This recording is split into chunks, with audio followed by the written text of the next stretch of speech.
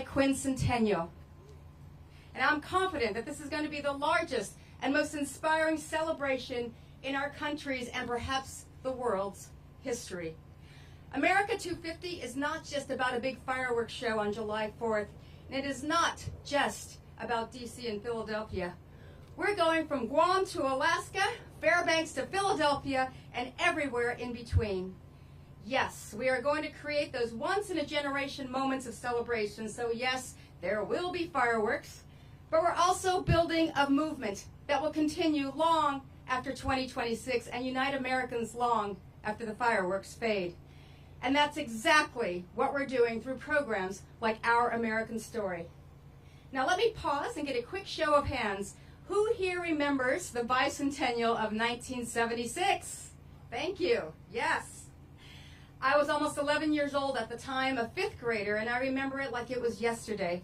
I remember taking a field trip to the Oakland train station to see the Freedom Train.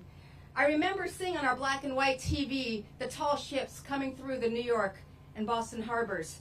And I remember getting my bicentennial quarter, and this is it, here today. As an 11-year-old girl, 25 cents was my life savings, but it meant so much to me. But what I remember most about that evening was how I felt. It was a cloudy night in Hayward, California, but those fireworks were never brighter.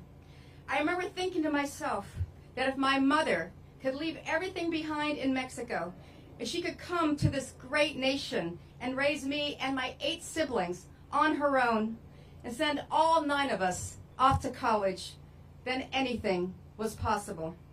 On July 4th, 1976, I felt like I was the American dream.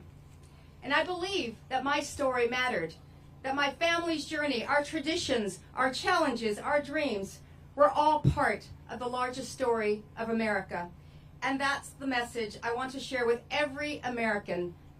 Our stories matter. Your story matters. And our American story will be built on that belief.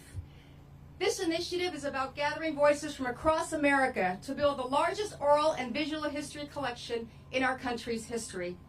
We're meeting people where they are thanks to our beautifully reimagined Airstream travel trailers. These will be mobile recording studios that will crisscross the country, making stops in local Walmart parking lots to engage communities and local leaders. We're going to the Deep South. We're going to tribal nations. We're going to rural America. We are coming to you. Over the next year, we'll capture thousands of interviews and document what it means to live, work, and serve in America today. At the end of the tour, the storytelling collections will be shared with the public through a variety of media partners and platforms. And the audio archive, along with a number of videos, will be preserved in perpetuity at the Library of Congress. Now, here's what I want to ask of you. Take this journey with us. Follow us. We're coming to your home state very, very soon. So follow the Airstream as it travels around the country. Follow America 250 on social media, america250.org. Share your story, listen to someone else's, and help us build a collection of voices that reflects the depth and breadth of our great nation. Now it is my pleasure to turn this over to one of our greatest champions, Mayor Muriel Bowser.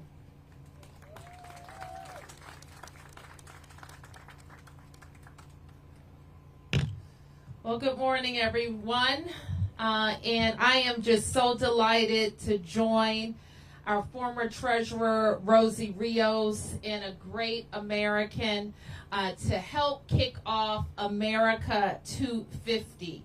I'm also delighted to be joined by a Hall of Famer, Darrell Green of the Washington Commanders, an honorary Washingtonian because Darrell had the good sense to marry a Washingtonian.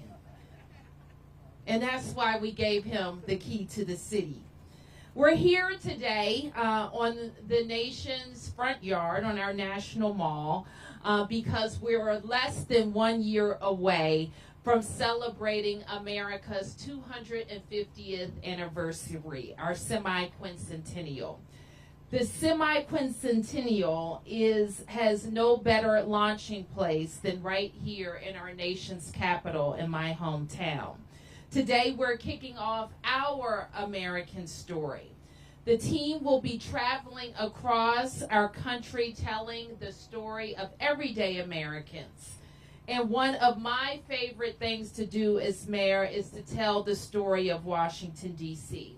Because we are proud to be home of the federal government, to have these beautiful monuments and museums.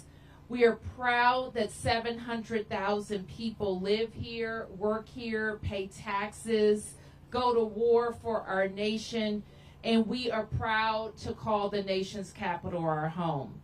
We have families like mine who have been here for 5 generations, and new families that arrive here every day because of the great things happening here, because we're the fastest growing state in the country, the #1 park system, fantastic transportation system, and a beautiful arts and entertainment scene. There are millions of visitors who come every year to experience our neighborhoods and to celebrate our vibrant culture, and we are so excited to show it off next year to the thousands who will come to celebrate the nation's birthday. We launched our DC 250 Commission to help lead that work. It will include large national events, like our unforgettable national fireworks display, but also decidedly local events that celebrate our culture. I want to thank Rosie Rios for choosing Washington, D.C. to launch this initiative. We're proud to be the starting point of the American story. We want people to visit us and go back home and be proud of their nation's capital. Tell them that they have seen beautiful neighborhoods, welcoming people, and enjoyed the hospitality of Washington. Happy birthday, America.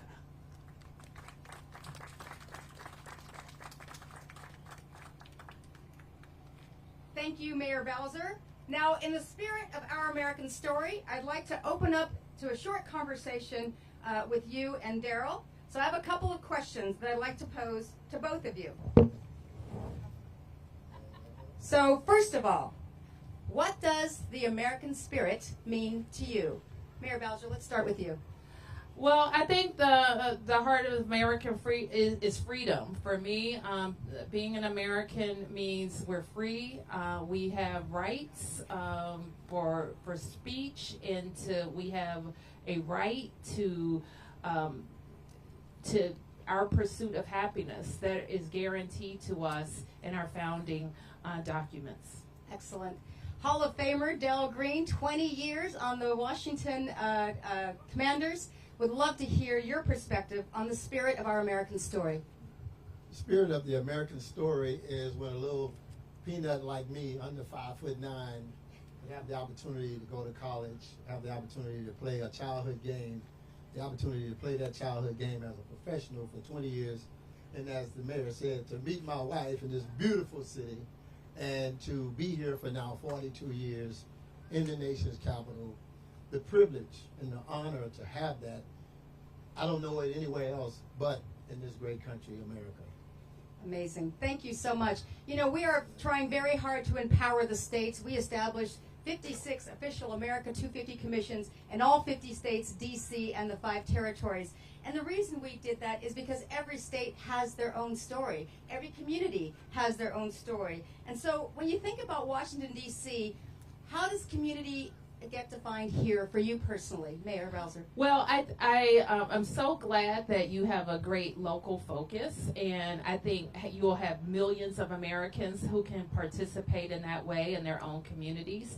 For us, while like I mentioned, we're proud of our status as the nation's capital and the wonderful national museums and memorials that people come to see, but we're also great neighborhoods. 700,000 people live here, raise their families here, and work here. So you saw in your intro, we have a unique music in Washington, D.C., go-go music. And go-go music developed here, performed here, but has also really fed other genres from jazz to hip-hop and R&B. and it is a homegrown music, and we have homegrown talent. So we're very proud of that. We're home we're home also to one of our nation's most storied historically black colleges at Howard University. Wherever I go around the country, there will be Howard University alum who want to talk to me about their experiences in Washington, D.C. And it's just really great that Daryl is here with us because sometimes people think we're all politics and all serious all the time. But we have fun in Washington, D.C., and we especially have fun with our sports teams, including our championship Washington football teams who brought home the championship many times, and we're looking forward to many more in the future. Daryl, what about for you? What does the D.C. culture and community mean to you? Oh my gosh, D.C. is the city on a hill. I'm from Houston, Texas. I love Houston. I love Texas. But this is the light. Everything starts here. And I would say, in all respect, government and high leadership, but I would say for my portion, it's Miss Roper, who I met 30-some years ago, living in the community, trying to help her grandchildren. It's Dr. Bernadine Lacey, who came from Mississippi and worked at Howard University for many, many years before she passed on, and took me in as a son. It's the people. When I'm down, as I was a couple of days ago, in the inner city, serving with the kids, this is what I love, and it's launched from here throughout the world. I think Washington, D.C. is the greatest city, and I'm not just saying that. It's the greatest city, but you know what? It has to be the greatest city. When I was in the NFL, I was covering the best player. Your 49ers had Jerry Rice. I had to get the job done. And really, D.C., we're great because we have to be great. We can't take second place. And I appreciate D.C., and I've been here my entire adult life, and I love it. And I'm so grateful to be here with you all today on the mall. Thank you so much. There's no other place we could think of where today would be the most appropriate setting than right here in our nation's capital. We appreciate you, Mayor Bowser, for all the support that you've given us as a congressional commission. Absolutely. Daryl, your reputation precedes you. Thank you so much for joining us today. With that, we're going to wrap up this session, but we will open it up to for a short Q&A following. Thank you so much, everyone. Awesome. Thank you. Thank you.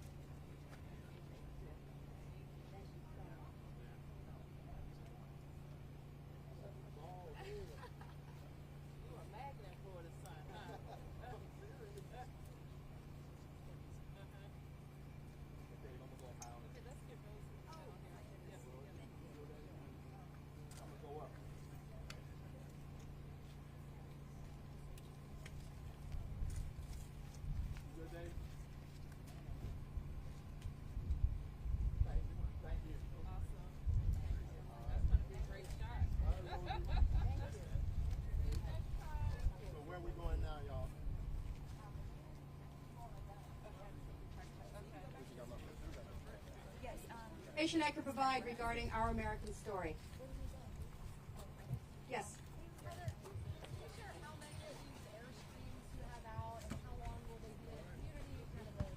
Yes, absolutely. So we have several airstreams that we'll be making. Oh, go back. Okay. Excellent. All right. We have several airstreams that are being outfitted as we speak.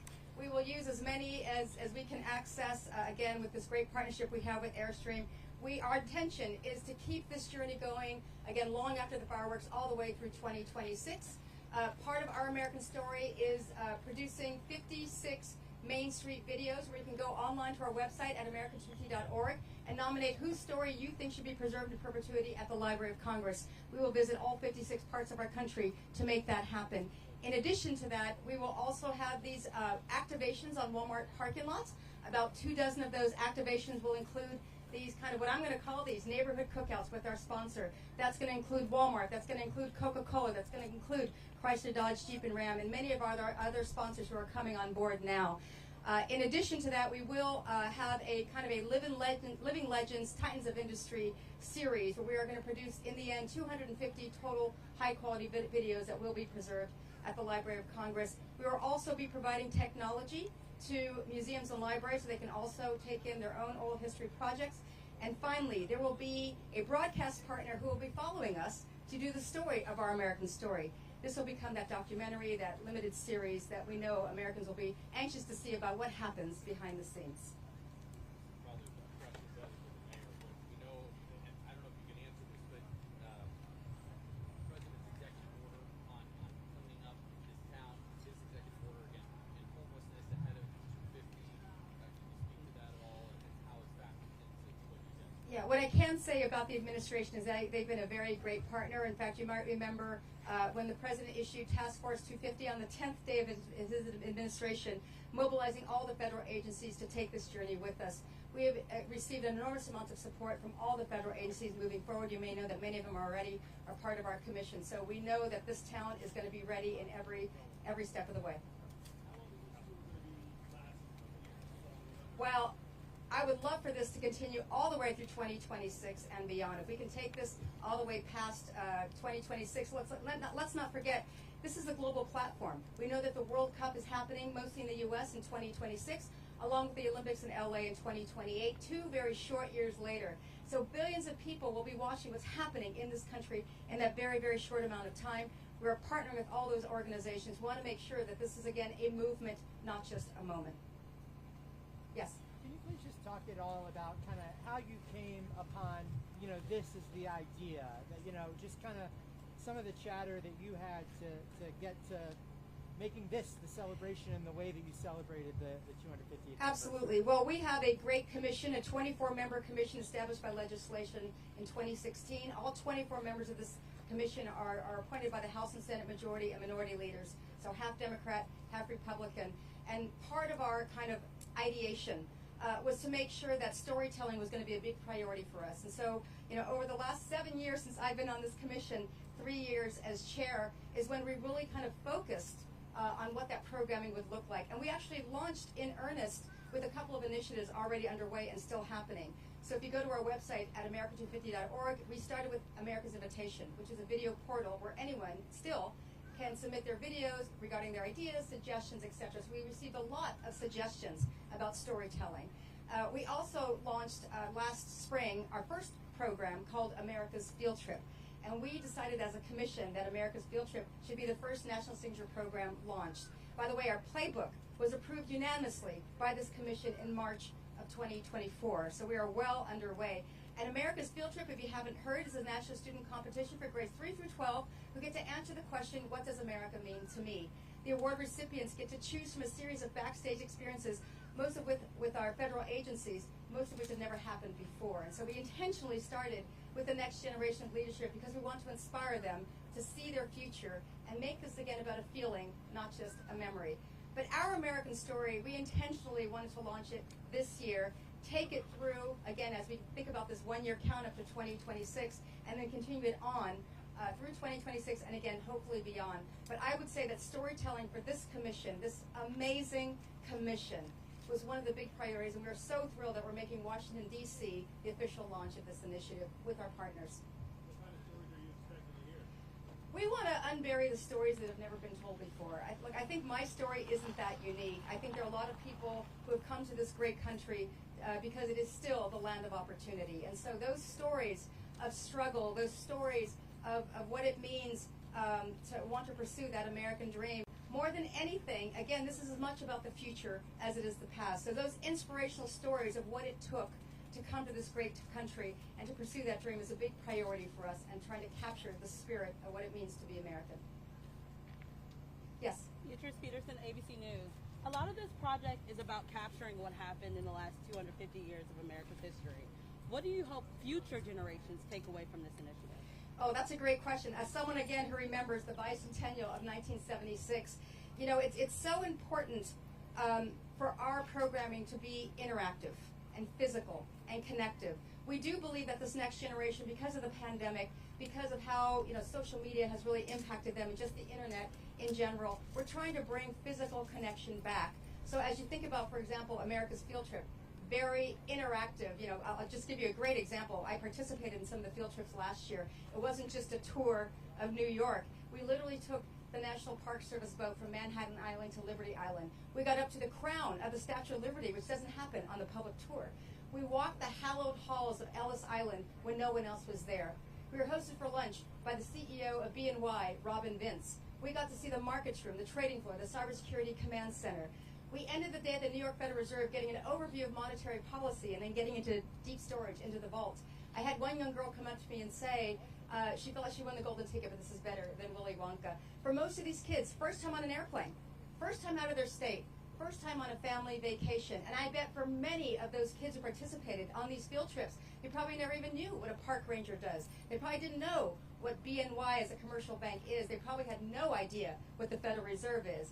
And so again, they probably, hopefully, saw and visualized their future. Maybe it is cyber. Maybe it is finance. Maybe it is public service, like a park ranger. So for all of our programming, including this one, you will see these activations on Walmart parking lots where I want them to be kind of like neighborhood cookouts with these global partners, but it'll still feel local.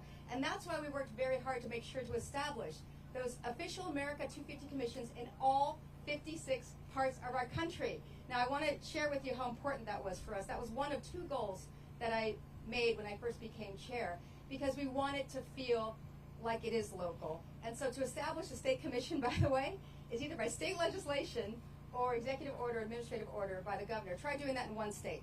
It happened in all 56 parts of our country by the end of 2024. That's how committed we are to making sure that all parts of our country are well represented.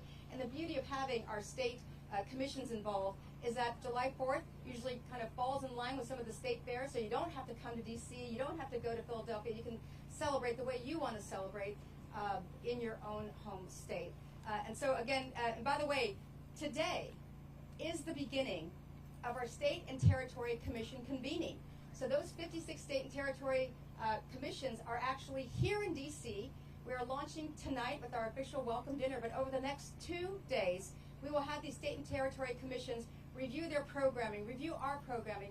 What can we do together to really use this global moment and leverage the momentum from all of our distribution channels to make sure that all Americans participate? If you walk away from one thing today, with one thing, it is this: $350 for $250. No one else has ever made the grand proclamation that all 350 million Americans here and abroad are going to be engaged in this effort. We are going to do that together with this administration. All 350 million Americans will participate in one way or the other. Great. Well, I think we can move to one-on-one here. Thank you so much. Yeah.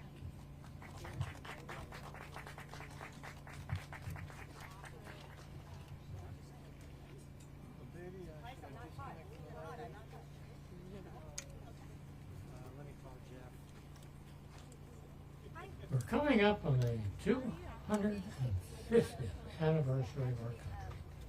And maybe this 250th anniversary is a step for us